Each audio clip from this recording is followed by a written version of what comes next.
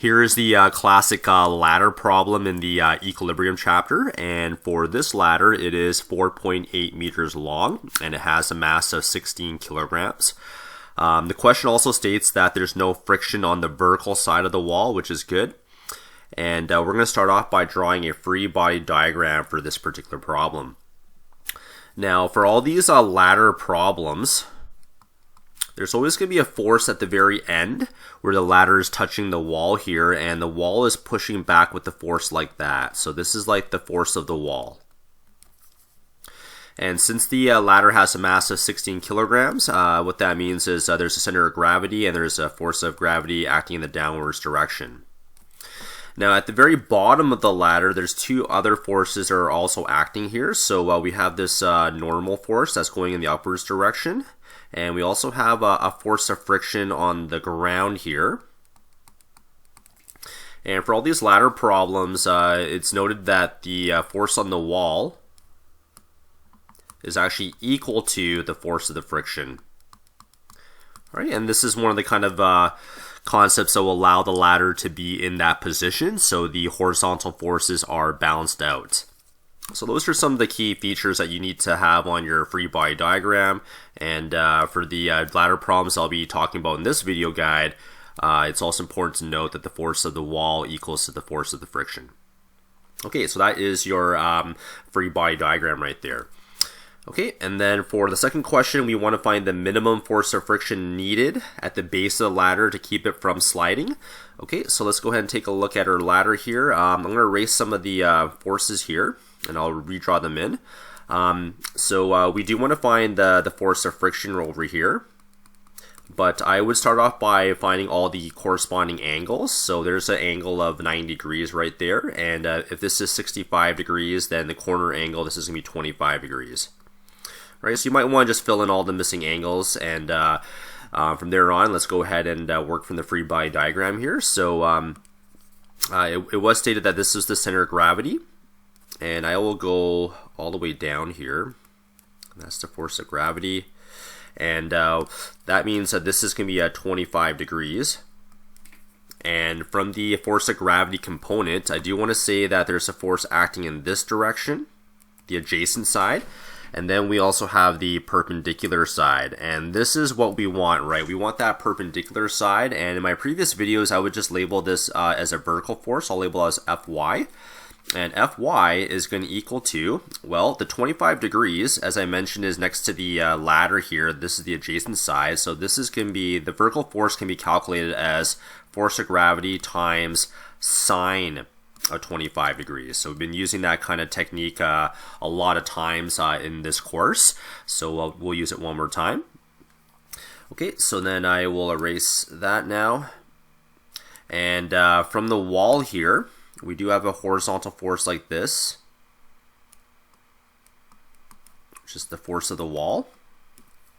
And I do want to state that from the wall there, I guess we do have this horizontal, or this component right here in that direction, and that would imply that we also have this perpendicular force going like this. So this is another vertical force. I'll label that as Fy.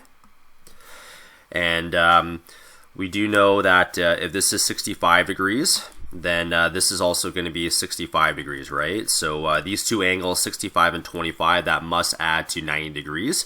So therefore, we can find the vertical component in this direction, and that's going to be the force of the wall. Actually, I'll put that in red there. The force of the wall times sine of 65 degrees. Okay, and then from there, I'll just kind of erase all this. And the key point here is we want the perpendicular components, right? Which are the vertical components at those angular positions there. Okay, so after that, let's find our pivot point right here. So I'll put my pivot point right there, right at the bottom there. And if that's my pivot point, then I guess I can say that this direction here is going in the counterclockwise direction, and this is going in the clockwise direction. So we have two torques in this problem. So let's go ahead and set up the translational equilibrium concept. The sum of the torques equals to 0. So I'll call this torque 1, and I'll call this torque 2. So I'll say that torque 1 equals to torque 2 the general formula for a torque is force times the distance from the pivot. So force times the distance from the pivot. And these forces right here, we're going to just change them back into what they represent in the diagram here. So the first force is really the force of gravity times sine of 25 degrees. And we know the force of gravity right here is really mass times the acceleration due to gravity. So the mass of the ladder, I believe the mass of the ladder was 16. So this would be, let me just create a little bit more space here. This is going to be 16 times 9.80. And the distance right here, so this is the center of gravity, right? So if the ladder is 4.8 meters, then half of that is going to be 2.4 meters from the pivot. Okay, and then if we work the other side here, then this force right here is the force of the wall times sine of 65 degrees. And this actually takes the this perpendicular force right here is the full length from the pivot, so that's going to be 4.8 meters. Okay, and let me just kind of erase all this. All right, so there you go. There is our setup right there, and this is now a linear equation here. So now I'm going to highlight the force of the wall there. That's what we need to find. I'm going to pause the video here, and then please work out the calculations on your own. Okay, so after you work out your calculations, the force of the wall, rounded to two significant figures, should be around 37 newtons. Okay, so if I go back to our ladder diagram here, let me just kind of erase all the colors here again. And if I go back to just kind of reconstructing the free body diagram, we do have a force of a wall going in this direction. So we've just established that the force over here is equal to roughly 37 newtons. Therefore, the force of the friction, which is at the base of the ladder, this is also equal to 37 newtons. And that's because the force of the wall equals to the force of the friction, and that will keep the ladder in equilibrium, and therefore the ladder will not be moving. And once again, these are the other forces that were acting on the wall. Okay, so that's it for this example, and we will work on another example in a bit, very similar to this example. Here is the second ladder problem that we'll be working on, and it's very similar to the previous example as stated, and we're just kind of changing some of the numbers and some of the words in the problem. But we do have a 24 kilogram length of a ladder here. So here is the 24 kilogram, I guess it's called a beam in this case, and it is 2.5 meters long, and it's leaning against a smooth wall. And we also have a horizontal rope tied to the wall and the beam, which holds the beam on a frictionless floor as shown. And we want to find the tension in the rope. Okay, so let's go ahead and draw a free body diagram here. So since the ladder has a mass of 24 kilograms, we do have a center of gravity right there, so that's your force of gravity. The wall is also applying a force in this horizontal direction. So this is the force of the wall. And at the very bottom here, there's a force normal from the ground. And we also have a force tension over here. And just before we get started here, we do want to find the force tension here, but the force tension is equal to the force of the wall. So just like the previous problem, we're going to find the force at the wall, and then that's going to equal to the force tension, which is the tension in the rope there. Okay, so let me kind of erase some of these colors here, and let's go ahead and break down the problem one more time. This is going to be 90 degrees right here. And since we have 35 degrees, let's go ahead and find this other angle here. This is going to be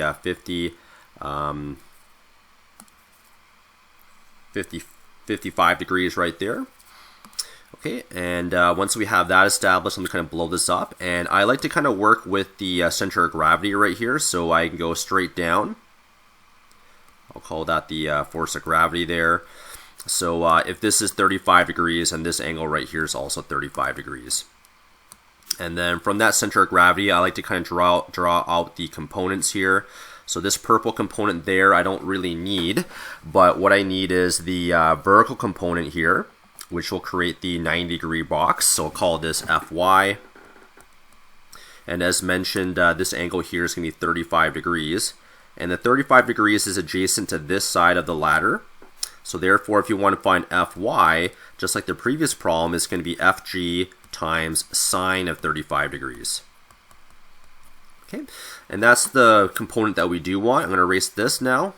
And as you can see, there is the perpendicular component right there. So that's what we want right there.